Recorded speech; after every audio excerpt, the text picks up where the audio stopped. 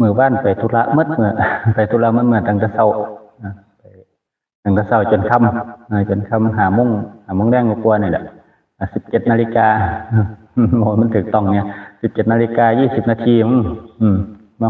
หอดวัดไปงานไปซอยไปงานไอ้จันมหาเพิ่นก็ไปฆราวาสญาติโยมบ้านเจ้าของแนวเฮามาอยู่นี่ไหมเนาะฆราวาสญาติโยมลังก็ไปหาเพิ่นลังก็ไปหาจำบ่ได้เฮาจำหน้าโยมเขาเจ้าบ่ได้นะโยมบ้านเจ้าของนี่ล่ะจำบ่ได้แนวเฮามาอยู่ไหมอยู่เนาะอยู่บ่ทันได้พออาทิตย์อยู่เว้ยจำหน้าโยมก็บ่ได้บัดสิกลับจำหน้าโยมจำได้เป็นบางคนนะย้อนกับบ้านใหญ่บ่ล่ะบางผู้บางคนเฮาก็ยังจำหน้าบ่ทันได้ดีเพราะว่าเวลาฆราวาสญาติโยมเขามาบินมาจังหันหรือว่าเป็นวันพระวันหยังสิฆราวาสญาติโยมเขาเข้าวัดเขาว่ามาเฮาก็บ่ค่อยได้เหลียวเบิ่งหน้าปานใดบ่ค่อยได้เหลียวเบิ่งหน้าปานใดเฮาจำได้เป็นบางคนย่างไปรับบิณฑบาตจังซี่เฮาก็บ่ค่อยได้เหลียวเบิ่งหน้าคือรับแล้วเฮาก็ย่างนี้ย่างผ่านไปเฮาบ่ค่อยได้สนใจเหลียวเบิ่งปานใดนะบ่ค่อยได้สนใจเหลียวเบิ่งปานใดจำบ่ได้ยอมรับอยู่ว่าจำบ่ได้พระบาทญาติโยมเขาเอิ้นโอ้ยอาจารย์จำหน้าแต่บ้านเจ้าของบ่ได้บอกว่าซั่นหวยผู้ใดไปจำได้เนาะมาใหม่ๆเว้ยมื้อนี้ก็ไปอีกมื้อนี้ก็ไปอีกมื้อนึงแต่มื้อนี้เฮาบ่ฮู้ว่าสิได้ไปอยู่โดนปานใดนะแต่ไปชั้นเช้าอยู่ในตัวอำเภอพุ่นบ่ยังบ่ทันได้รู้กำหนดการว่าสิได้กลับตอนใดมาแล้วคือสิปกตินั่นแหละเมื่อวานยามแลงเฮาก็บ่ได้ขึ้นทับวัดเพราะว่าเฮากลับมามันก็ค่ำแล้วทั้งเมื่อยพร้อมนะไปหมดมื้อบ่ได้พักผ่อนปานใดกลับมาก็เข้าไปภาวนาอยู่ส่วนตัวเจ้าของเองนะเมื่อวานเฮาเว้าฮอดเลี้ยงได้บุล่ะมันบ่ต่อเนื่องมันเป็นจังซี่แล้วมันบ่ต่อเนื่องนะก็จำบ่ได้ปานใดเพราะว่าปกติแล้วเฮาสิเว้าไปเฮาหยุดไว้แล้วมื้อรุ่นมาเฮาก็มาต่อเนื่องนะมาต่อไปมันเป็นเนื้อเรื่องเดียวกันเมื่อวานเฮาเว้าเรื่องกันทำสมาธิน่าสิแม่นมั้งแม่นบ่นั่งน่าสิฮอดตอนนั่งสมาธิลองนั่งเบิ่งภาวนาเบิ่งเดี๋ยวมันก็เห็นเหมือนว่าแม่นบ่น่าสิแม่นนี่ดอกเดี๋ยวมันก็เห็นนั่นเห็นนี่เห็นความทุกข์ของเจ้าของ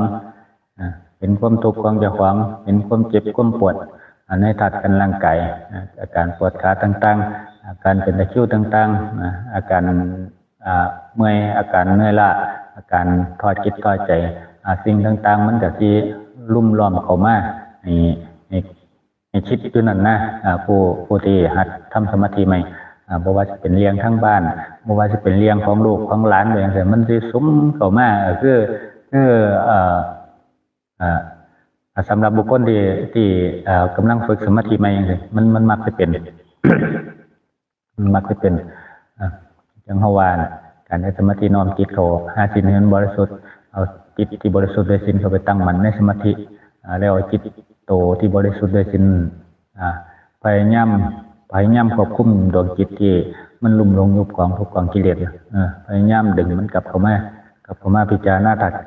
ตัดกันร่างกายพิจารณาการเดินสองพิจารณานาปานสติพิจารณาสุขในร่างกายนี่พิจารณาอยู่สมิแต่ในมันกับบ่ออกไปทางอื่นนะถึงมันสิออกไปมันก็ดึงกลับมาท่านนะคือจิตดวงนึงมันสิค่อยระแมดระวังจิตดวงที่มันลุ่มหลงกองทุกข์กองกิเลสมันสิค่อยระแมดระวังดึงกลับมาอยู่ตลอดนะคือบ่ให้มันไปหลงที่เก่ามันน่ะนั่งเบิ่งนั่งพิจารณาเบิ่งพิจารณาไปจากเมื่อละ5 นาที10 นาทีกับพิจารณาไปเป็นครึ่งชั่วโมงนึง2 ชั่วโมงก็ว่ากันไปแม่นบ่ล่ะจังมื้อนี้เฮาสวดอีหยังเนี่ยหลังทำวัดแล้วบทเสริมก็มีธรรมจักรแล้วก็ต่อเป็นอนันตลักษณสูตรเป็น เป็นอยู่ในช่วงเดียวกันนะในช่วงเดียวกันในภาษานั้นองค์สมเด็จพระสัมมาสัมพุทธเจ้าพระองค์ท่านโอเมนอันดับแรกองค์สมเด็จพระสัมมาสัมพุทธเจ้าพระองค์ท่านทรงตรัสทรงสอนทรงเทศนาโปรดปัญจวัคคีย์ทั้งห้านั้นคือธรรมจักรมันบ่ล่ะธรรมจักรมันคือธรรมแรกเมื่อปัญจวัคคีย์ทั้งห้าได้ยินได้ฟังแล้วพระอัญญาโกฏัญญะก็ได้เข้าถึงดวงตาเห็นธรรมและเข้าถึงพระโสดาบันเด้เราอีก4 พระองค์นั้นก็ยังบ่ทันได้เห็นหยังแล้วเขาพรรษานั้นในพรรษานั้นองค์สมเด็จพระสัมมาสัมพุทธเจ้าพระองค์ท่านมันก็เลยทรงตัดเทศนาอนันตลักษณสูตรให้ปัญจวัคคีย์ทั้งห้าได้ยินได้ฟังอีกเทื่อนึงจนเมื่อปัญจวัคคีย์ทั้งห้าได้ฟังเทศนาที่องค์สมเด็จพระสัมมาสัมพุทธเจ้าพระองค์ท่านเทศน์โปรดมันคืออนันตลักษณสูตรเพิ่นจังแปลบรรลุอรหันต์ในอนันตลักษณสูตรเด้ผู้ลางคนก็คฤหัสถ์ญาติโยมหรือว่าพระเฮาคือกันบางคนก็บ่ฮู้หมดล่ะจังธรรมจักรจังซี่เนื้อในมันเป็นจังไดเนื้อในมันแปลว่าจังไดบ่ฮู้เลยมักมีองค์8แนวทางปฏิบัติองค์ที่1องค์ที่2องค์ที่3องค์ที่4องค์ที่5องค์ที่6องค์ที่7องค์ที่8การฝึกการปฏิบัติเป็นแบบใดก็บ่ฮู้แม่นบ่บางคนคือสวดเป็นซื่อธรรมจักรมันองค์สมเด็จพระสัมมาสัมพุทธเจ้าพระองค์ท่านทรงบอกทรงสอนแบบละเอียดถี่ถ้วนในนั้นหมดแล้ว ถ้าผู้ฟังบ่เข้าใจก็ไปพิจารณาเบิ่งอนันตลักษณสูตรอีกอนันตลักษณสูตรนี้องค์สมเด็จพระสัมมาสัมพุทธเจ้าพระองค์ท่านทรงบอกทรงสอนทรงตัดทรงเทศนาสอนปัญจวัคคีย์ทั้งห้าในเรื่องของการพิจารณาเบิ่งเหตุที่มันเกิดทุกข์แล้วเหตุที่มันดับไปแห่งทุกข์ประมาณนั้นถ้าอยากศึกษาแบบละเอียดถี่ถ้วนในเรื่องเล่า2เรื่องนี้บ่ว่าจะเป็นธรรมจักรแล้วก็อนันตลักษณสูตรจังธรรมจักรจังซี่มักมีองค์8จังซี่หนทางปฏิบัติวิธีปฏิบัติมีแบบใดนั่นให้ไปศึกษาเบิ่งในสติปัฏฐาน4นั่นคือแนวทางหนทางในการภาวนาในการทำสมาธิในการภาวนาที่องค์สมเด็จพระสัมมาสัมพุทธเจ้าอันนี้มันจะเป็นเนื้อเรื่องแบบที่ว่าขยายออกกว้างขยายออกกว้างแล้วก็แทงลึกลงไปในการรับการปฏิบัติก็คือขยายออกแบบกว้างแล้วก็ละเอียดยิบในหลักการปฏิบัติในวิธีปฏิบัติแล้วก็อาการต่างๆที่มันเกิดขึ้นในระหว่างที่ภาวนาอย่างการภาวนาธาตุร่างกายกระดูกนี่ชั้นนี่เนื้อนี่หนังนี่มันบ่เป็นของจักขวางนั่นบ่มันก็พิจารณาเบิ่งคือจังเฮาเคยบอกเคยเว้าน่ะดวงจิตนี่มาสิงสถิตไว้ซื่อเมื่อดวงจิตนี่มันเบื่อหน่ายในธาตุร่างกายนี่มันถอดออกไปมันหลุดออกไป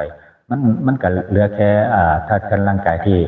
ผู้พังที่เน่าเสียเอาไปทำคุณประโยชน์อีหยังบ่ได้แม่นบ่ประมาณนั้นที่เฮาบอกอยู่ตลอดเวลาว่าธาตุร่างกายนี่มันก็เป็นตำราเล่มนึงเอาไว้เรียนรู้ไว้ศึกษาถ้าใส่ในทางที่ดีมันก็ดีเกิดผลดีต่อจิตต่อใจเจ้าของถ้าใส่ในทางที่บ่ดีมันก็เกิดผลเสียต่อจิตต่อใจเจ้าของถ้าใส่ในทางที่บ่ดีนี่มันก็นำพาสาเหตุแห่งทุกข์เข้ามาสู่จิตสู่ใจนำพาตั้งแต่กิเลสตัณหาเข้ามาสู่จิตสู่ใจเจ้าของพิจารณาเบิ่งดีๆให้มันไปในทางที่ดีมันก็นำพาบุญอกุศลเข้ามาให้นำพาแรงบุญอานิสงส์ดีๆเข้ามาให้มันนั่นนี่ธาตุร่างกายนี่มันเป็นในทุกอย่างเป็นในเครื่องอาวุธเป็นในทั้งเครื่องมือเป็นในทั้งเครื่องทำมาหากินมันเป็นในมัดนี่แหละที่เขาเคยบอกอยู่ว่ามนุษย์นี่ทำบุญอธิษฐานกับพระบรมอธิษฐานอยากเป็นเทวดาอยากเป็นนั่นอยากเป็นนี่แต่หารู้ไหมว่าสิ่งที่มนุษย์อยากเป็นนั้นเขาเรานั่นอยากมาเกิดเป็นคนที่ยังเพื่อใช้ธาตุร่างกายนี่พิจารณาเพื่อใช้ธาตุร่างกายนี่ทำคุณประโยชน์นี่จิตเขาเพื่อใช้ธาตุร่างกายนี่ในการฝึกปฏิบัติกรรมฐานจะเลื่อนสติปัฏฐาน4พรหมวิหาร4 สติพรหมวิหารสี่แล้วก็พิจารณาเบิ่งอนัปปนาสติพิจารณาเบิ่งอสุภะในตัดกันร่างกายพิจารณาเพื่อเดินเข้าไปสู่ในเส้นทางมรรคมีองค์แปดเพื่อก้าวเข้าไปสู่ทางหลุดพ้นนี่พวกเขาอยากเป็นคนคืออย่างนี้แต่คนเมื่อได้ทัดกันร่างกายนี่ดวงจิตมาสิงสถิตหน้าทัดกันร่างกายนี่แล้วมันอยากเป็นนั่นอยากเป็นนี่อยากเป็นซะทุกอย่างแต่มันไม่เคยเป็นโตของตัวเองมันไม่เคยจิตมันไม่ทันได้เห็นจิตนะมันไม่ทันได้เห็นจิตอะไรอยากเป็นนั่นเป็นนี่อยู่ที่จังหวะนะการเรียนหาผู้บาอาจารย์เรียนหาผู้เรียนหาอาจารย์เรียนหาอย่างเรียนไปมีประโยชน์อย่างเมื่อจิตเมื่อใจความมันน้อมรับเขาผู้ที่ดีที่สุดนั่นคือจิตคือใจความตำราที่ดีที่สุดนั่นคือตัดกันร่างกายความนี่มีอยู่สำนึกแม้แต่องค์สมเด็จพระสัมมาสัมพุทธเจ้าพระองค์ท่านทรงตรัสรู้ด้วยอริยสัจสี่เพิ่นกับศึกษาเพิ่นกับพิจารณาเพิ่นกับภาวนาเบิ่งแค่ตัดกันร่างกายเพิ่นแค่นั้นเองเพิ่นถึงตรัสรู้ได้ก็คือรู้เห็นถึงความเป็นจริงสิ่งทุกอย่างมันเกิดถึงตั้งอยู่แล้วก็ดับไปนั่นมีอยู่แค่นั้นทำง่ายๆแต่เมื่อขยายออกเป็นวงกว้างแล้วขยายแบบลึกซึ้งแล้วมันก็ละเอียดลงไปลึกลงไปอาการต่างๆมันก็ลึกลงไปมาละมันจะโลกมีจักท่อนพิจารณาเบื้องแล้วมันก็ตีกว้างออกไปเส้นเอ็นเส้นเลือดเนื้อหนังมังสามันเมื่อขยายแล้วมันก็ลึกลงไปเรื่อยๆนะคือจังเฮาวานเฮาเว้าฟังเฮาเว้าในศัพท์ที่มันง่ายๆเฮาบ่เอาบาลีมาผสมเป็นหยังเฮาจังบ่มาผสมเมื่อคนฟังมันบ่เข้าใจมันก็บ่มีประโยชน์แม่นบ่คนฟังบ่เข้าใจมันก็บ่มีประโยชน์ เที่ยวไปสู่สังคมทั้งนอกเนาะมันก็เจอหลายอย่างที่จังเฮาว่าน่ะทุกเมื่อเนี่ยปัญหาสังคมมันหลายก็ระมัดระวังเอาระมัดระวังจังฆราวาสญาติโยมเขาฟังชีวิตก็เรื่องจังซี่เขาก็ระมัดระวังเหตุภัยจากสังคมแม่นบ่ล่ะทั้งพระสงฆ์หรือนักภาวนาจังซี่นักภาวนานักปฏิบัติภาวนาจังซี่สิ่งที่ควรระวังนั่นคือระวังจิตระวังใจอย่าฟังมันมีแค่นี้เองต่างคนต่างมีหน้าที่ต่างคนต่างมีหน้าที่ของเจ้าของบ่ล่ะอย่างเฮาวาน่ะตะกี้เฮาเฮ็ดมาหมดแล้วมันย่างผ่านมาหมดแล้วนะฤาษีเฮาก็เป็นแล้วหมอธรรมเฮาก็เป็นแล้วตะกี้ว่าจะเป็นสักไล่ลงขวางเฮ็ดนั่นเฮ็ดนี่ลงขวางเฮ็ดไปมหาสนอกมหาเสน่ห์หน้าท่วงผูกหอกปูดหุ่นอันนี้อย่างพวกนี้เขาเรียกว่ามันเหลวอาบน้ำหมอกอาบน้ำมนต์เห็นเลขยันเฮ็ดตะกุดเครื่องล่างพร้อมกันเห็นว่าหมดแล้วไหมเห็นว่าหมดแล้วมันทั้งเรานั่นแต่คือมันเคยเป็นผู้บาอาจารย์ในสายทางนั้นมาหมดแล้วนะมาหมดแล้วหมอปีมาทำในสอบฤาษีมันเป็นมาหมดแล้วไหมถ้าเปรียบหนทางเรานั่นถ้าเปรียบกับอาหารนั่นมันก็คือน้ำพริกถ้วยเก่าแม่นบ่ล่ะคือเฮาเคยกินมาแล้วไหมเฮาก็ฮู้แล้วว่ามันเผ็ดแม่นบ่รสชาติเป็นจังได๋เฮาก็ฮู้แล้วเมื่อเปรียบเสมือนสิ่งนั้นเป็นน้ำพริกถ้วยเก่าแล้วมันมีอาหารถ้วยใหม่ที่วิจิตรวิสดารกว่านั้นเป็นหยังเฮาต้องไปนั่งกินไอ้น้ำพริกถ้วยเก่าอยู่นั่นยันมันเขาคือบ่มากินไอ้อาหารถ้วยใหม่พี่แม่นบ่ล่ะมันก็ย่อมมีแต่คนโง่ที่เห็นอาหารถ้วยใหม่อยู่แต่บ่กล้ากินบ่กล้าที่อาจเอื้อมขึ้นไปกินนั่งจมอยู่ตักน้ำพริกถ้วยเก่าอยู่จมกินอยู่นั่งเที่ยวเข้าไปนั่นไปนี่เห็น เห็นหลายสิ่งหลายอย่างอยู่ในน้ำพริกถ้วยเก่าน่ะโอ้ทุกเมื่อนี่มันหลายโอ้ให้ฟังเนี่ยผู้หญิงฟังเนี่ยสั่นจังซี่โอ้กับบ่สนใจดอกว่าก็รับฟังซื่อเฮาก็ฮู้อยู่เนาะว่าสิ่งนั้นมันก็แค่น้ำพริกถ้วยเก่ายันบ่นะก็คือรับฟังนะรับฟังให้เขาได้ดีใจแน่จักหน่อยนะให้ผู้เว้าเขาดีใจนะเฮาเป็นผู้ฟังที่ดีนะถึงเฮาสิรู้แล้วว่าน้ำพริกถ้วยนั้นมันรสชาติเป็นจังได๋เฮาก็ฟังไป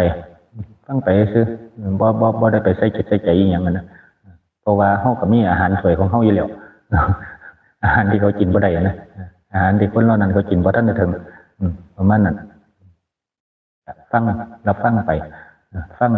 พ่อให้ผู้เขาโหวตฟังนี่เขามีกำลังใจสู้ต่อในชีวิตของเขาประมาณนั้นคือว่าบัวมีสีเราเปรียบเป็นบัวชนิดใดก็พิจารณาเบิ่งเอาวางแต่อย่าเป็นหากบัวไม่ไปเลือกเป็นหากบัวหากของบัวมันจมดิ่งลงก้นต่มอยู่ตลอดเวลามันมีโอกาสที่โผล่น้ำขึ้นมาการฝึกที่เป็นต้นไม้ใหญ่ให้กันเขาเคยบอกมาแล้วต้นไม้นี่ลองกลับไปพิจารณาเบิ่งในสิ่งที่เขาบอกทำในต้นไม้ที่เขาบอกการพิจารณาทำในต้นไม้มันมีครบทุกด้านเลยมีครบทุกรสเลยถ้าผู้พิจารณาเป็นนั่งเปิดฟังแล้วก็นั่งสมาธิฟังเบิ่งพิจารณาไปน้อมจิตที่บริสุทธิ์โดยศีลไปตั้งมั่นในสมาธิลองพิจารณาเบิ่งทำในต้นไม้ที่เขาพิจารณาต้นไม้ฟังออกมาเป็นธรรมอยู่ในเรื่องนั้นนี่มีครบหมดครบทุกรสครบทุกเรื่องที่พิจารณาเอาไปใส่ในชีวิตประจำวันก็ใส่ได้ที่พิจารณาเอาไปใส่ในหน้าที่การงานก็ไปใส่ได้ที่พิจารณาเอาไปใส่ในทางเส้นได้ใส่ได้หมดในธรรมตัวนั้นที่เขาเคยบอกฟังมันก็อยู่คลิปใดเขาจำบ่ได้แต่ก็ไล่ฟังเบิ่งอยู่หลังทำวัดเศร้าอยู่หลังทำวัดเศร้าพิจารณาเบิ่งเพราะว่าอยู่ในเรื่องนั้นเนี่ยในเรื่องของต้นไม้เนี่ยมันมีครบหมดนะสามารถเอาไปฝึกได้ปฏิบัติแล้วก็เห็นผลได้จริงความแต่ไอ้ที่เขาโวให้ฟังนั่นที่เขาบรรยายให้ฟังนั่นมันก็เห็นผลได้จริงพร้อมนะประมาณนั้นอย่าลืมว่าทุกคนนี่มันเคยเป็นบัวใต้ตุ่มมาก่อนว่าทุกคนบัวนี่มันเคยอยู่ใต้ตุ่มมามันอยู่กับพวกนมเห็นมาทุกดอกก่อนที่โพจากแท่งออกจากตุ่มขึ้นมาโพเนื้อน้ำขึ้นมาเบ่งบานได้มันอยู่ก่อนนั้นมันก็อยู่ใต้ตุ่มทุกดอกแต่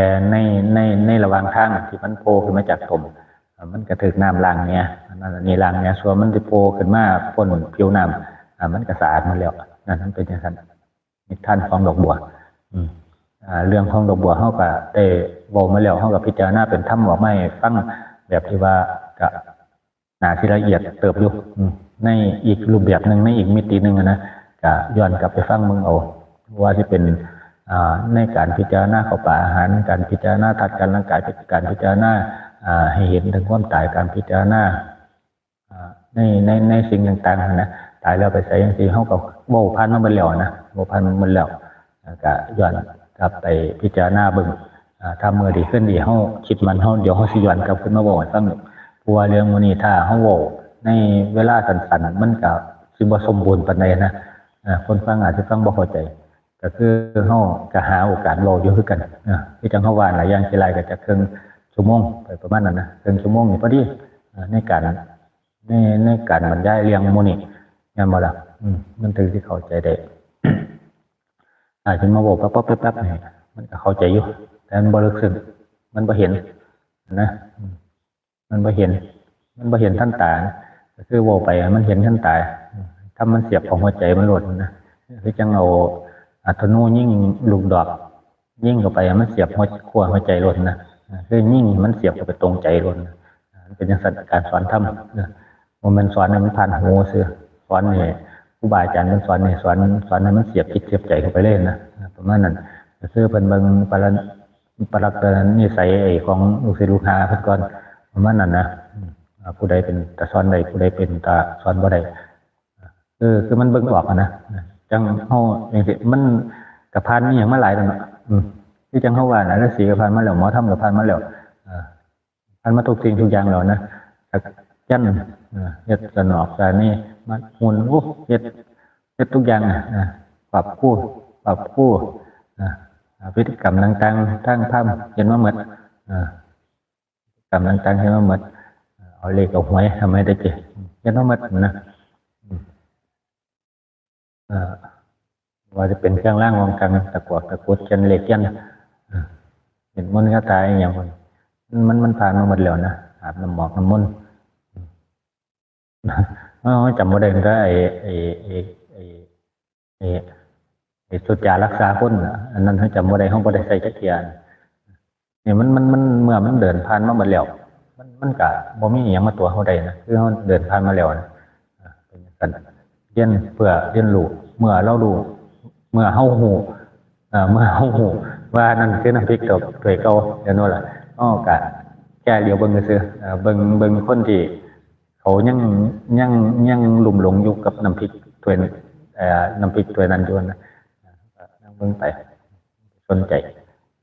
แต่เบิ่งไปนะเพราะว่าเฮาก็มีอาหารถ้วยใหม่ของเฮาอยู่แล้วพวกเขาเหล่านั้นบ่กล้าจะมากินแค่นั้นเองจะมีแค่นี้เองเมื่อเลี้ยงพวกนี้เมื่อเฮาก็บ่ได้จำเป็นที่จะต้องไปใส่อิหยังมันหลายๆองค์เพิ่นก็ผ่านมาหมดนั่นแหละเลี้ยงมุนแม่นบ่ผ่านมามันเบียแล้วนะเบื่อหน่ายนะในเรื่องพวกนั้นมันเมื่อถึงจุดมันเมื่อถึงจุดมันจะเบียร์นายออกเองยิ่งเขามาได้ทั้งกรรมฐานการภาวนาเขามาได้ทั้งมรรคนิองค์8ในการจะเลื่อนกรรมฐานวิปัสสนานี่สิ่งเหล่านั้นเนี่ยมันจิตเนี่ยมันจะถีบออกไปหมดบ่ค่อยสนใจนะเพราะว่ามันหูว่านั่นคือจังเฮาว่านั่นคือน้ำพริกถ้วยเก่าซื่อนะมันก็แค่น้ำพริกนะรสชาติมันก็หูแล้วนะรสชาติมันก็หูแล้วในเมื่อมีอาหารถ้วยมาอยู่เขามากินอาหารถ้วยมาแล้วเขาจะกลับต้องไปกินอีกหรือเปล่าในน้ำพริกถ้วยเก่านั้นยันบอกมันเป็นอย่างนั้นเมื่อในอาหารถ้วยใหม่นี่มันมีครบทุกรสชาติมันหนาลงไหลกว่าน้ำพริกตัวนั้นอีกนะมันเป็นอย่างนั้นที่ยังเขาว่านะการเบิ่งคนเขาใส่จิตวิทยาเขาเงียวแค่นั้นเขาหูจิตหัวใจเขาแล้วเพราะว่าตะกี้เขาก็ดูดวงเขาก็ดูขึ้นกันเด้ดูดวงมันก็ว่าง่ายเฮ็ดครบด้านนะแต่อันนี้เขามาถิ่มออกมาแล้วนะถิ่มออกมาแล้วถ้าผู้ดูดวงเป็นนี่มันเบิ่งคนมันเบิ่งง่ายต่อบางทีเขาเบิ่งจากหน้าตาเบิ่งจากท่าทางการย่างเบิ่งมันมีองค์ประกอบหลายอย่างอยู่ใส่จิตวิทยาเอาไปผสมผสานเข้าไปน้ำเนี่ยมันลวงรู้ง่ายนะมันลวงรู้ง่ายถึงสิบลวงรู้มัดแบบละเอียดมันกับพ่อขาดคะแนนได้ถึง 70-80% คุณนะมันในการเบิ่งจิตเบิ่งใจคนเบิ่งอาการเบิ่งปณิสัยคนนะมันเบิ่งได้เบิ่งออกมันนั่นยิงตาเฮาได้โวน้ำเนี่ยไว้ทางเบิ่งง่ายเพราะว่าเฮาเป็นคนบ่ถือเนื้อถือตัวอยู่แล้วนั่นบ่ล่ะบ่ถือเนื้อบ่ถือตัวเป็นหยังเฮาจังไปจังซั่นก็เพื่ออยากรู้ในจิตในใจใต้ตรงข้ามนะมันสิรู้ได้ง่ายนะถ้าเฮาบ่ถือเนื้อถือตัวคือเขาสิเป่งออกมาเลยนะนั่นแหละเป็นจังซั่นนี่แหละการเดินการใช้ชีวิตก็ให้เฮาไปแบบนี่อย่างว่าที่เฮาเคยบอกไหมทำโต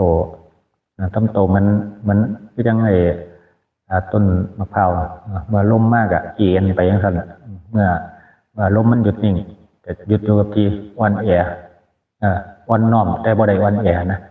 ที่เฮาบอกอ่อนน้อมไปใส่ให้อ่อนน้อมบ่ว่าสิใส่ชีวิตในลักษณะใดก็ตามบ่ว่าจะเป็นฆราวาสนะโยมบ่ว่าจะเป็นพระสงฆ์หรือบ่ว่าจะเป็นนี่ยังไงสั่งใส่ชีวิตแบบอ่อนน้อมนะอ่อนน้อมแต่บ่อ่อนแอให้เข้าใจเบิ่งพิจารณาเบิ่งดีๆคำว่าอ่อนน้อมบ่อ่อนแอมันเอาไปพิจารณาใส่ได้มื้อนี้ซ้ำนี้ล่ะมื้อนี้เฮาก็สิได้ไปธุระต่อแต่เช้าอีกบ่ได้เว้า2 มื้อพอดีเฮาเมื่อยเสาร์อาทิตย์พอดีติดธุระ2 มื้อเมื่อยเฮาก็เลยขึ้นทำวัดซื่อๆก็เลยบ่ได้เว้าอีหยังโอ้เลยมาอยู่ทางไกลบัดนี้ก็ยังมีผู้นำมาปล่อยอยู่หั่นเนาะทางสีบุญเรื่องกาลวัดโยมเขาเจ้ามาเอาบุญอยู่สถานที่วัดแห่งหนึ่งแหละเขาเจ้าก็ฮู้จักก็ซื้อเฮานะ หัวใจกระซื้อห่อหัวใจกระซื้อห่อก็เห็นในกระลูกห่อนะบ่เคยเห็นตัวเทียเทียเจ้ายังสวนกันซื่อแหละแต่ว่าเขาเจ้าฮู้จักอยู่นะเขาเจ้าโวกันเนาะบอกคฤหัสถ์เนี่ยโยมอยู่ทางนี้โอ้ยสนุกเฮาไหลหนีมาอยู่ไกลปานใดก็ยังมีคนนำมาปล่อยอยู่เนาะแต่เขาเจ้าคฤหัสถ์เนี่ยโยมมาแต่ทางที่เรื่องเขาเจ้าก็บ่เคยเห็นตัวเฮาอีหลีนะบ่เคยเห็นตัวเฮาอีหลีเฮาก็บ่ฮู้จักเขาเจ้าดอกพอดีโยมเขามาจะโวกันกับคฤหัสถ์เนี่ยโยมอยู่บ้านหมู่บ้านที่เฮาอยู่เนี่ยโวกันหน้ากันเจ้าถามว่าฮู้จักเฮาบ่นะโยมอยู่ทางนี้ถามว่าฮู้จักเฮาบ่ฮู้จักอาจารย์โชคบ่ว่าซั่นทางโยมทางสิบ่เรื่องเลยว่าฮู้จักส่วนมากสิฮู้จักแต่ชายาเฮานะจักแต่ชายาเฮาโอ้ยมากับมาถึกหม่องเขาโคตรเฮาอุตส่าห์ร้อยลีมาอยู่หม่องบ่มีผู้ใดฮู้จักแบบนี้อุตส่าห์บ่บอกผู้ใดว่าอยู่ทางใดหั่นยามเช้าเฮาก็เทศอยู่ก่อนสันเขาตักเขาใส่บาตรตักข้าวปลาอาหารใส่บาตรแล้วเฮาก็เทศให้คฤหัสถ์ญาติโยมฟังอยู่เทศคฤหัสถ์ญาติโยมฟังช่วงเช้าเฮาบ่ได้บันทึกไฟล์เสียงลงไว้พอดีเฮาก็บ่ค่อยวางปานใดนะยามเช้าช่วงเช้าช่วงฉันเป็นพระทหารเช้าเฮาก็บ่วางปานใดนะได้บ่ได้ถ่ายบ่ได้อีหยังลงยังบ่ทันได้พร้อมปานใดเอาไว้พร้อมดีๆก่อนบ้านนี่เมื่อก่อนให้เมื่อใดล่ะเฮาเว้าฮอดอีหยังล่ะบุว่าจำบ่ได้คือกันจำบ่ได้แล้วมันบ่ได้ปฏิปต่อกันได้จำบ่ได้เมื่อเช้าก็เว้าเรื่องศีลให้คฤหัสถ์ญาติโยมเขาฟังเว้าเรื่องศีลมันก็เป็นศีล5นี่บ่ว่าสิเป็นศีล5ศีล8หรือว่าศีลคำว่าขึ้นต้นคำว่าศีลนี่มันก็เป็นหนึ่งในทางอริยมรรคมรรคมีองค์8ในข้อที่3ข้อที่4ในข้อที่3ข้อที่4นั่นก็เพิ่นก็เว้าถึงเรื่องศีลนี่แหละการระมัดระวังในศีลมันนั่นเช้าก็เว้าเรื่องศีลให้คฤหัสถ์ญาติโยมเขาฟังก็คือเฮาว่าน่ะศีลนี่มันสิบริสุทธิ์ได้นี่มันต้องจิตนี่มันต้องน้อมรับเข้าหาศีลนี่นะเพราะว่าศีลนี่มันเป็นปกติมากับจิตกับใจอยู่แล้วนะคือจังเฮาเคยเว้าไว้จิตที่มันมาสิ่งสถิตอยู่ในธาตุขันธ์ธาตุรูปหน่อยนี่มันมาพร้อมกับความบริสุทธิ์มาแบบบริสุทธิ์เลยนะจิตดวงนั้นคือมันบริสุทธิ์ในศีลบริสุทธิ์ในสิ่งต่างๆนะในดวงจิตเพราะ มันมาสิ่งสถิตหน้าธาตุขันธ์ธาตุรูปหน่อยเพราะธาตุรูปหน่อยใหญ่ขึ้นมาจักหน่อยดวงจิตนั้นมันก็มาเริ่มสิมาติดกับความทุกข์ความกิเลสเริ่มสิมาติดกับสิ่งแวดล้อมต่างๆที่กิเลสมันสร้างขึ้นมาในโลกของกิเลสหมดละสิ่งลุ่มล้อมต่างๆมันก็เลยเฮ็ดให้สภาวะจิตนั้นมันก็เลยลุ่มหลงไปกับความทุกข์ของกิเลสต่างๆนานานะมันก็เลยลืมไปว่าเคยมากับศีลที่บริสุทธิ์ในจิตในใจแม่นบ่ล่ะอันนี้นี่ล่ะที่เฮาเคยบอกว่าพยายามเวลานั่งสมาธินี่การพิจารณาการภาวนานี่ก็คือตั้งจิตตั้งใจเอาจิตน้อมเข้าหาศีลเห็นบริสุทธิ์จิตที่บริสุทธิ์ด้วยศีลไปตั้งมั่นในสมาธินั่งภาวนาสร้างปัญญาขึ้นมาคือพิจารณาเบิ่งธาตุขันธ์ร่างกายจากความตั้งแต่เกิดตั้งแต่เป็นธาตุรูปน้อยเท่าใหญ่ก็คือพยายามเอาจิตที่มันบริสุทธิ์เนี่ยตั้งมันไว้ในสมาธินั่นแหละอย่าไปยุ่งกับมันแต่พยายามที่เขาบอกว่าสร้างปัญญาขึ้นมานั่นก็คือให้เอาจิตดวงที่มันลุ่มหลงอยู่กองทุกข์กองกิเลสให้มันเข้ามาในทางปัญญาเนี่ยจังหน่อยก็คือพยายามสอนมันนะเอาโตจิตที่มันลุ่มหลงอยู่กองทุกข์กองกิเลสล่ะให้โตนั่นแหละมันสอนโตของมันเองมันสอนของมันเองนะก็คือน้อมเข้ามาให้มันภาวนาเบิ่งในธาตุขันธ์ร่างกายนี่ตั้งแต่ วงจิตเนี่ยมันมาจุติอยู่ในธาตุการร่างกายถ้าลูกน้อยจนใหญ่เนี่ยมันเกิดในสิ่งต่างๆขึ้นการเปลี่ยนแปลงต่างๆมันเกิดขึ้นตั้งอยู่ดับไปแบบแม่นบ่ผิวหนังของท้าลูกน้อยนี่มันเนียนมันนุ่มมันขาวมันหนาจับหนาใบมันเกิดขึ้นตั้งอยู่แบบนั้นมีแต่ผู้คนหุ่มมีแต่ผู้คนหอมมีแต่คนหลงไหลหมดละหลงไหลในผิวไก่ของท้าลูกน้อยหมดละนั่นมันหลงอยู่แค่นั้นคนมันหลงอยู่แค่เนื้อหนังมังสามันหลงอยู่กับความงามมันบ่ล่ะแล้วพิจารณาขึ้นมาอีกจังหน่อยช่วงใหญ่ขึ้นมาจังหน่อยช่วงที่เป็นกำลังเป็นตาสั่งจังหน่อยกำลังเป็นตาสั่งมันก็เดี๋ยวหนังมันเปลี่ยนสภาพไปแบบใดเนี่ยพอใหญ่ขึ้นมาพอเฒ่าพอแก่ขึ้นมาผิวหนังมันเปลี่ยนมันแปรสภาพไปเหี่ยวย่นไปสกปรกแน่บ่สกปรกแน่นั่นธาตุการร่างกายบางคนก็สมประกอบบางคนก็ผสมประกอบบางคนก็เกิดอุบัติเหตุฉันขาดไปนั่นมันเป็นอย่างนั้นให้พิจารณาเบิ่งดีๆนะ พยายามสร้างปัญญาให้จิตที่มันลุ่มหลงยุบกองทุกข์ความเกลียดนะให้มันสอนตัวของมันเองนี่มันเป็นปัญญาที่สร้างกันมาเองนะสร้างขึ้นมาเพื่อสอนมันเพื่อพยายามที่ฝึกให้จิตที่มันลุ่มหลงยุบกองทุกข์ความเกลียดมันกลับขึ้นไปบริสุทธิ์โดยสิ่งที่เขาที่ตั้งมั่นอยู่ในสมาธินะเป็นอย่างนั้นนี่เมื่อมาจิตมันสร้างปัญญาขึ้นมาพิจารณาเบิ่งธาตุการร่างกายจากความใดเบิ่งสิ่งต่างในธาตุการร่างกายจากความใดเบิ่งอสุภะในธาตุการร่างกายจากความใดเบิ่งอาการ32ในธาตุการร่างกายจากความใดพิจารณาเบิ่งอนัปปนาสติในธาตุการร่างกายจากความใดกะให้จิตดวงที่มันลุ่มหลงกับทุกข์กับกิเลสให้มันย้อนกับเข้าไปเบิ่ง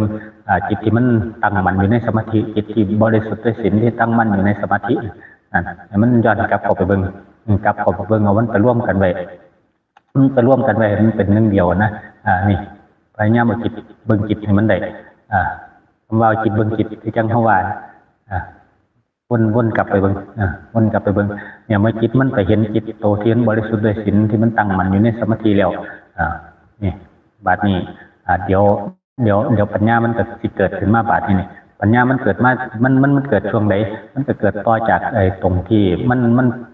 จิตที่มันลุ่มหลงกองทุกข์ความเกลียดที่มันที่เขาบอกให้สร้างปัญญาขึ้นมาเพื่อพิจารณาเบิ่งธาตุการร่างกายอย่างความแบบพิจารณาเบิ่งตำราแบบนี้พิจารณาเบิ่งทุกสิ่งทุกอย่างในธาตุการร่างกายอย่างความนั่นปัญญามันเริ่มแตกการขึ้นมาอีกมันแตกขึ้นมาโดยที่บ่ฮู้โตนะว่ามันแตกขึ้นมาตอนใดตอนที่เขาบอกให้สร้างปัญญาขึ้นมาอีกนั่นมันสั่งอยู่แต่พ่อมันเขาบันไดเขามาพิจารณาธาตุการร่างกายเบิ่งสิ่งต่างในธาตุการร่างกายนั่นมันจิตน่ะมัน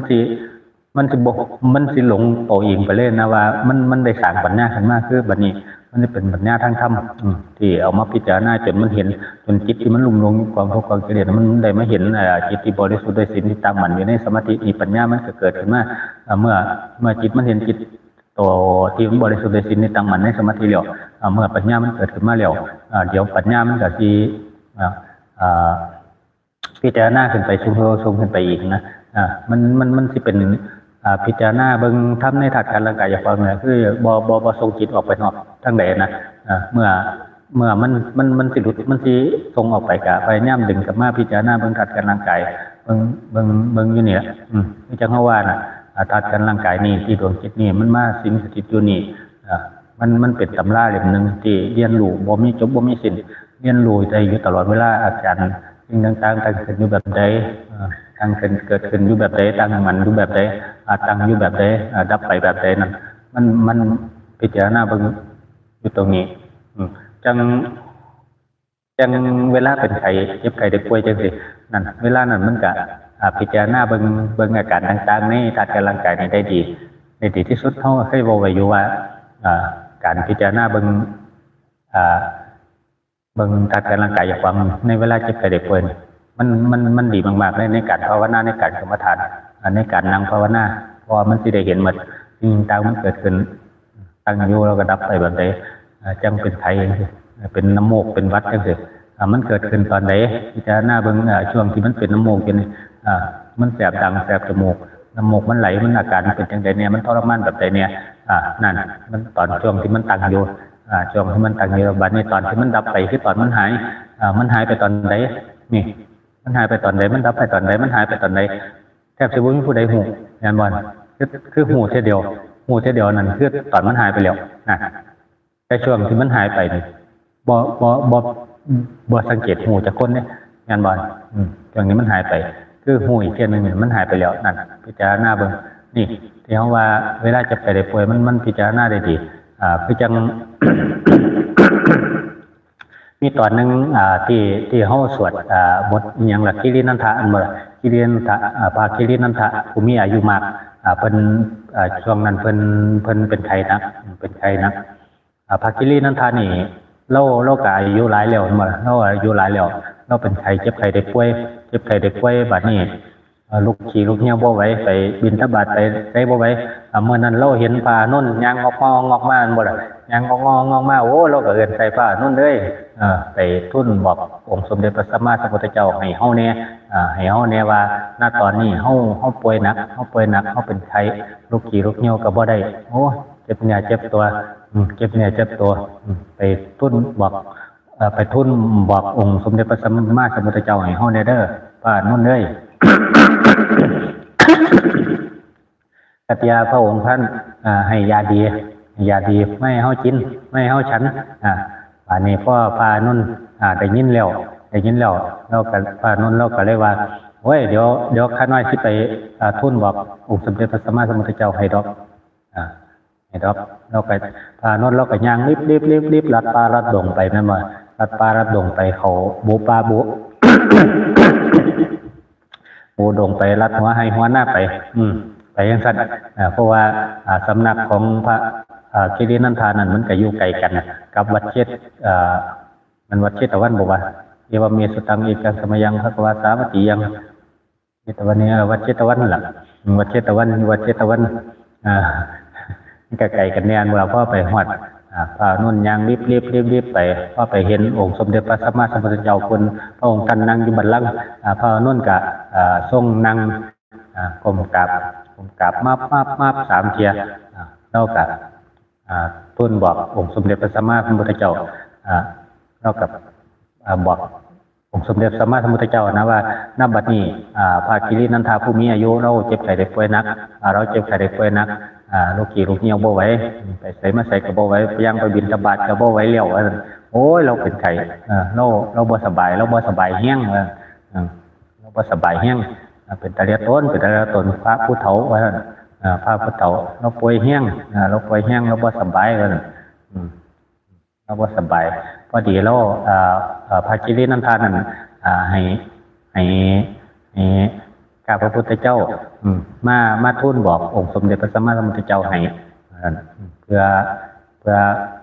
สมเด็จพระสัมมาสัมพุทธเจ้ามีแนวทางมีญาติเอากลับไปให้เราบัดนี้พ่อองค์สมเด็จพระสัมมาสัมพุทธเจ้าพระองค์ท่านทรงทราบเรื่องแล้วนั่นแหละพระองค์ท่านก็เลยว่าอานนท์เอ้ยตั้งใจฟังให้ดีเด้อบัดนี้ตถาคตที่บอกยาดีให้เอากลับไปบอกพระคิรินันทะให้เล่าผสมสูตรยานี่แล้วก็พิจารณาเบิ่งสูตรยานี่แล้วก็เฮ็ดตามเบิ่งเดี๋ยวอาการไข้ของเราสิดีขึ้นเป็นลำดับนั่นเมื่อองค์สมเด็จพระสัมมาสัมพุทธเจ้าพระองค์ท่านรู้แล้วก็บอกว่านั่นแล้วพระองค์ท่านก็เลยบอกว่าให้กลับไปนี่ให้ไปบอกพระคิรินันทะนั่งสมาธิมันตั้งมั่นพิจารณาเบิ่งอาการตามสองในร่างกายพิจารณาเบิ่งอานาปานสติพิจารณาเบิ่งอานาปานสติพิจารณาเบิ่งสัญญา10 ประการเดี๋ยวอาการของพระคิรินันทะผู้มีอายุนั้นเดี๋ยวก็ทุเลาแล้วก็หายไปเองกลับไปบอกเขาอย่างสีเด้อพระอานนท์เด้ยองค์สมเด็จพระสัมมาสัมพุทธเจ้าพระองค์ท่านก็ได้บอกไปจังซี่นะในบทสวดคิรินันทามันก็ยาวอยู่แปลยาวอยู่นะเฮาอันนี้เฮาบ่แบบรวบรัดบ่แบบย่อๆลงมานะย่อๆลงมาพอให้เข้าใจได้เมื่อพระอานนท์เพิ่นได้ฟังสุดยาดีที่พระองค์สมเด็จพระสัมมาสัมพุทธเจ้าพระองค์ท่านทรงบอกให้กลับไปบอกพระคิรินันทะพระอานนท์ก็เมื่อได้รับฟังแล้วก็ ลุกขึ้นก้มกราบมับคือเก่าโลดละกราบ3 เที่ยครับมับยังกลับคือเก่าบัดนี้ก็กลับไปหน้าสำนักของพระกิรินันทานมาจะอยู่ไกลแล้วก็ยังกลับเส้นเก่านั่นล่ะยังรีบลัดหัวให้หัวหน้าลัดปลาลัดดงไปยังรีบบ่ซ้อมเนี่ยเด้ว่านั่นก็ได้ยังมันไกลสิคำมันไกลสิมืดนะเราสิคิดย่านเนี่ยอยู่เสดบุตอนนั้นเราก็บ่ทันได้บรรลุพระเราหอบอรหันต์นี่หยังมันบ่ล่ะเพราะว่าเราอุปถากองค์สมเด็จพระสัมมาสัมพุทธเจ้าอยู่นะแล้วก็ยังลัดตาลัดดงไปไกลพ่อไกลสิฮอดพ่อไกลสิฮอดไปกุฏิพระคิรินันทะพระคิรินันทะก็เดี๋ยวเห็นอยู่ไกลละเดี๋ยวเห็นพระนุ่นยังรีบดัดป่ามาบูปากวกมาหมดละเราก็เห็นอยู่ไกลแล้วพระคิรินันทะเราก็อากิมอยู่ในใจพระพุทธเจ้าโอ้รอดตายลำบากเนี่ยครับองค์สมเด็จพระสัมมาสัมพุทธเจ้าเอาพยาดีฝากพระอานนท์มาให้เฮาแล้วอากิมอยู่ในใจผู้เดียวนะกัดว่าเราเห็นพาต้นยางรีบมาเมื่อเราลูกเบิงอยู่ลูกเบิงซองมึงอยู่หน้าตั้งน่ะซองมึงอยู่หน้าตั้งเพราะเห็นแล้วแล้วก็ทำทาลงกับไปนอนทำทาสำไหวนะสำไหวอยากให้คนเอาใจว่านุ่นกับโล่ยางไปหอดกุฏิมาเราก็ลุกขึ้นมาโอ้ยเอาออกซิโบให้เราเดี๋ยวในพระอานนท์องค์สมเด็จพระสัมมาสัมพุทธเจ้าเพิ่นฝากยาดียังไม่เฮาบ่ว่า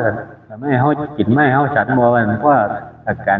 เจ็บไข้ได้ป่วยเนี่ยมันสิได้ทุเลามันสิได้หายไปว่าซั่นพระอานนท์ยืนอยู่เนาะเราก็เลยเอาห้วยที่เอาตั้งแต่ยาดีนี่บ่นิมนต์กันนั่งเนี่ยจังหน่อยบ่ให้ข้าน้อยนั่งก่อนเปียงให้ข้าน้อยนั่งก่อนเปียงจังถามย่างเมื่อหลังจากไก่ปวดจังปวดขาเพราะแห้งเราได้ก้นเมืองวันนี้ว่าพระนุ่นนางลงยืนหนากุฏิพระกิรินันทะพระกิรินันทะก็นั่งลุกขึ้นนั่งถาฟังมันบ่ล่ะเราก็อากิมในใจอยู่ดอกว่าอากิมในใจอยู่อาดีใจอยู่ในใจอยู่นะอากิมยุบในใจแหละผู้เฒ่าเนาะพระนุ่นก็เลยว่าพระกิรินันทะเอ้ยเจ้านั่งเจ้าฟังเบิ่งดีๆเด้อสุดจาที่องค์สมเด็จพระสัมมาสัมพุทธเจ้าพระองค์ท่านทรงตรัสบอกให้ข้าน้อยบอกให้ข้าน้อยนี่มาทูลบอกเจ้าให้เจ้านั่งสมาธิมันตั้งมั่นพิจารณาเบิ่งอานาปานสติพิจารณาเบิ่งสัญญา10 ประการแล้วอาการไข้ของเจ้าก็สิดีขึ้นเป็นลำดับแล้วก็หายไปเองที่หายไปเองนะองค์สมเด็จพระสัมมาสัมพุทธเจ้าพระองค์ท่านมันก็ทรงฝากมาซ้ำนี่ละสูตรผสมยาแล้วสูตรผสมยาปากิรินันทะนั่งหนาเจิดโซโลเนาะนั่งหนาเจิดโซโลโอ้ยว่าผู้นึงไถ่สิตายแล้วยังที่กันมานั่งสมาธิอยู่ว่าว่าเนาะยังที่กันมานั่งสมาธิว่าสั่นเพราะพระนนท์บอกจบแล้วพระนนท์ก็เลยโอ้ยพระกิรินันทะมันไก่สิคำสิมืดแล้วพวกขาน้อยสิกับ10 บาทเนี่ยสิกับ10 บาทเจ้านั่งสมาธิแล้วก็เฮ็ดแบบตามที่ขาน้อยนำคำบอกขององค์สมเด็จพระสัมมาสัมพุทธเจ้าพระองค์ท่านเจ้าเฮ็ดให้มันได้เด้อว่าเดี๋ยวก็หายดีเองว่าไปกลับก่อนว่ามันคำแล้วทางมันมืดว่าซั่น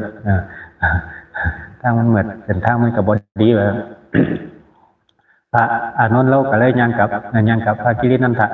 เมื่อปลอดคนแล้วบ่มีคนแล้วเมื่อเราก็นั่งในกุฏิเราแล้วก็นั่งสมาธิมันตั้งมั่นบ่ล่ะนั่งสมาธิมันตั้งมั่นพิจารณาเบิ่งอานาปานสติบ่ล่ะพิจารณาเบิ่งอานาปานสติพิจารณาเบิ่งสัญญา10 ประการพิจารณาเบิ่งสิ่งต่างๆในธาตุกำลังกายความพิจารณาเบิ่งอยู่นั่นล่ะพิจารณาไปพิจารณามาแล้วอาการไข้เราก็ดีขึ้นเรื่อยๆแล้วก็หายโอ้บ่แม่นเราบรรลุทำชั้นสูงบ่เป็นพระอรหันต์บ่เฮาก็จำบ่ได้เนาะนั่นแหละนั่นมันเป็นจังซั่นธาตุกำลังกายเฮาเวลาเ จ็บไข้ได้ป่วยมันสิพิจารณาได้ดีมันสิเห็นอาการต่างๆได้ดีแน่นอนมันเป็นจังซี่ นี่คือตำราเล่มบางทีที่เขาเคยบอกไว้ว่าพิจารณาเบิ่งจังได๋มันก็พิจารณาบ่หมดพวกเทพเทวดาพวกเทพเทวดาต่างๆนานาว่าสิเป็นยักษ์เป็นพรหมบ่ว่าสิเป็นนาคเป็นหยังจังซี่เขาอิจฉามนุษย์คือหยังนี่มนุษย์เฮานี่มันมีธาตุกันร่างกายที่เอาใช้ประโยชน์ในการพิจารณาธาตุกันพิจารณาทำได้นะพิจารณามันรู้จริงเห็นจริงเจ็บจริงมีความสุขจริงอยู่ในธาตุกันร่างกายนี่มันมีหมดครบหมดนะแต่สิ่งร่างกายของพวกคุดพวกนาคพวกเทวดาพวกพรหมมีอย่างพวกนั้นเขาก็ธาตุกันร่างกายเขามาพิจารณาเป็นทำแบบมโนเท่ามันพิจารณาไปบ่ได้นะเต็มที่เขาก็พิจารณาได้แค่ทำเมืองตนนั้นคือโซดาบันโซดาบันมรรคโซดาบันผลนั่นมันเขาก็ไปได้จำนั้นแต่ที่ไปสูงกว่านั้นเขาก็ต้องกลับลงมาจุติเป็นมนุษย์เพื่อฝึกเพื่อปฏิบัติเพื่อที่ไปต่อได้นั่นมันเป็นอย่างสั้นเกิดเป็นคนมันดีคือยังนี่เมื่อเกิดเป็นคนแล้วมันก็เอาน้อมจิตน้อมใจเข้ามาฝึกมาปฏิบัติในทางกรรมฐานเดินในทางมรรคมีองค์8เพื่อเรียนรู้ในสิ่งต่างๆให้ตัดการร่างกายจากความตำราที่ดีที่สุดก็คือตัดการร่างกายนี้สิ่งที่ดีที่สุดนั่นก็คือสิ่งที่ดีที่สุดในการพิจารณาธรรมสิ่งที่ดีที่สุดในการกรรมฐานภาวนานั้นคือตัดการร่างกายจากความบ่ว่าครูบาอาจารย์องค์ใดเพิ่นสิบอกจังได๋ถ้าจิตใจบ่น้อมรับเขาแล้วมันบ่เอาจิตเอาใจมาพิจารณาเบิ่ง